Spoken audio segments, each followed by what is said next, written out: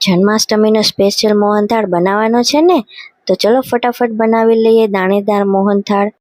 સૌપ્રથમ ચણાનો કરકરા લોટને ચાળી લેવાનો છે. અહીંયા મેં 1 કિલો ચણાનો લોટ લીધો છે અને એમાં પછી આપણે દૂધનો અને ઘીનો ધાબો આપીશું. 1 કપ દૂધને ગરમ કરી લેવાનું છે અને એમાં 2 ચમચી ઘી ઉમેરીશું. બંનેને મિક્સ કરી ગરમા ગરમ દૂધને લોટમાં એડ કરી દઈશું. પછી આવી રીતે હાથેથી એને મિક્સ કરી દેવાનું છે. 15 મિનિટ સુધી એને એમનેમ રહેવા દઈશું. લોટ મિક્સ થઈ જાય એટલે ફરીથી એને મોટા ચારણામાં એને ચાળી દેવાનો છે. આવી રીતે સરસ ચાળી દેવાનો છે. પછી એક કડાઈમાં ઘી લેવાનું છે. અહીંયા મેં 600 ગ્રામ ઘી લીધેલું છે. ગરમ થઈ જાય એટલે બધો લોટ એમાં નાખી દઈશું. પછી સરસ રીતે ઘીને અને લોટને મિક્સ કરી દેવાનું છે.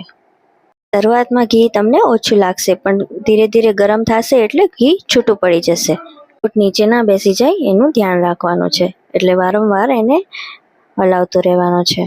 લોટ શેકાય ત્યાં સાઈડમાં આપણે ચાસણી બનાવી લઈશું. ચાસણી બનાવવા માટે મેં અહીંયા 700 ગ્રામ ખાંડ લીધી છે.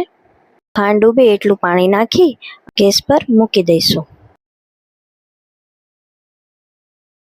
પછી ચાસણીને એક ડીશમાં આવી રીતના કાઢીને ચેક કરી લઈશું.